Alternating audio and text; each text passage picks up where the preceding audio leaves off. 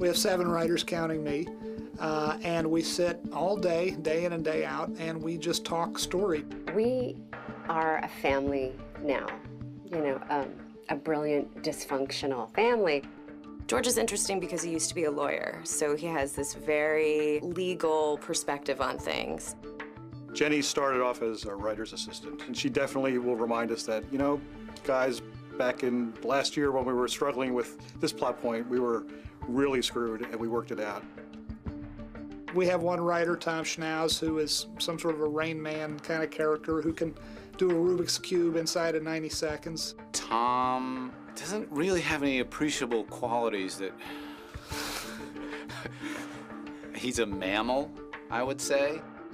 Peter used to be a film professor. He sees sort of the whole narrative playing field in a complete way. Sam is sort of like the Joker of the room. Probably the funniest guy I know. Sexiness. That's all I want to say about Sam. Moira Walley-Beckett comes off as perhaps a very proper, new age, maybe yoga teacher. If you look at her death montage in episode 508, something's really wrong with that woman, I think. We have a writer's assistant. Gordon is our current writer's assistant, who often contributes as well. I sit in the room with the writers and I take down all of their ideas. I pitch every once in a while, but mostly I transcribe what's going on in the room. We kind of will try to do anything and everything before we get to the writing and before we get to the breaking. There's a lot of rehabilitative therapy going on. There's a lot of popsicle sticks in different colors. Tom Schnauz is great at making things with clay, and we have pipe cleaners and things like that. Moira Walley-Beckett does wonderful crafts projects, usually related to dogs or cats, made out of pipe cleaners. The charitable way to look at this would be that it frees up the subconscious. Sometimes your hands need to be occupied when your brain is chugging away, trying to come up with the things that it needs in this job to come up with.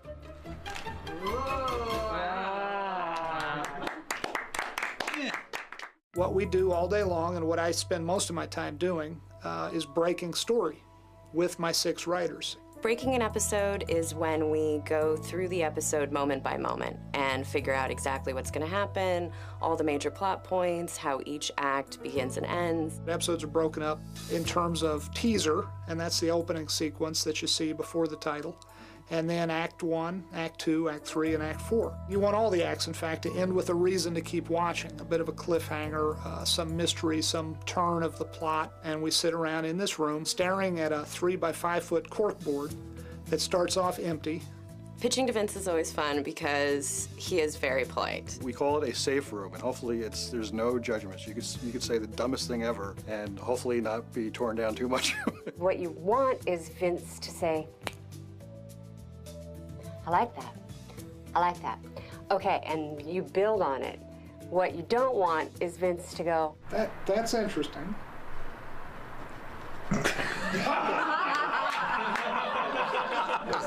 That's the kiss of death. That's Vince, like, trying to be nice. I'd like to think that I could have been a diplomat. I could have been in the State Department, perhaps. I think one of the tricks of it is not to get so attached to some idea that you love, that you're going to champion. Sometimes you swing and you miss, and sometimes you hit, and it's a beauty. Vince writes every card, and it's this insanely neat handwriting that looks like it's written by a psychopath. Each individual index card, one after the other, plans our story. We break in excruciating detail every beat of every scene, of every act, of every episode.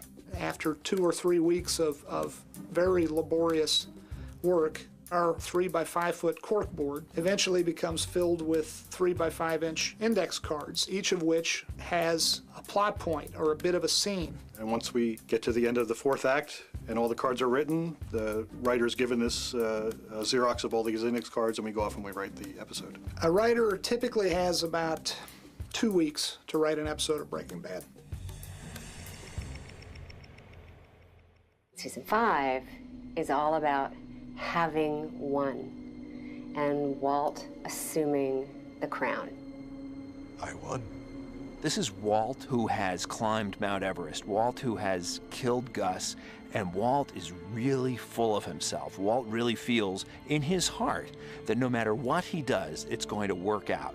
Season 5 was really about Walt's ascendance. His problems are not external, it's the problems of success and the problems he has with his partners, which are Jesse and Mike.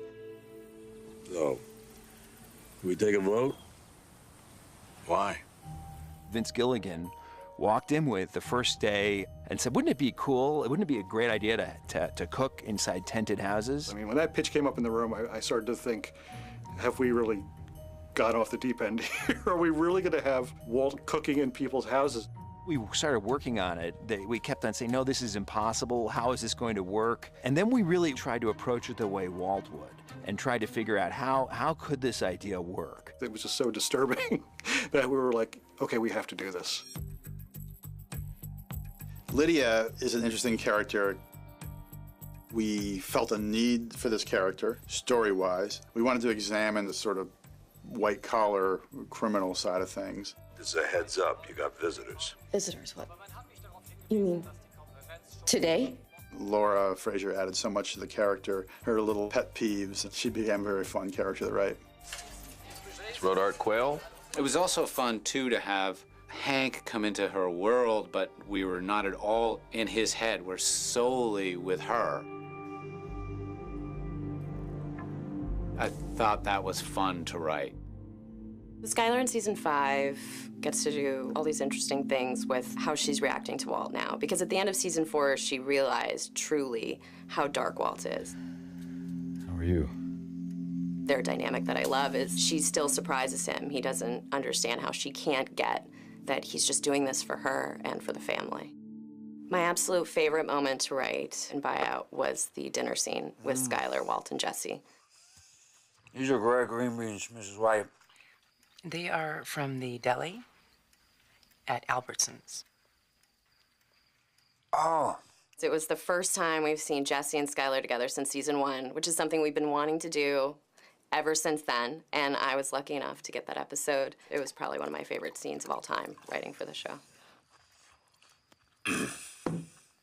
One of my very favorite moments of season 5 thus far was Mike's death. That was highly debated. We had a lot of argument about that and a lot of concern about that. We all love the character Mike and love to write to him, so there was also this feeling like we don't want to lose this character that we love to write, and everyone loves Jonathan, and consensus came to be that it really felt like that Mike needed to go.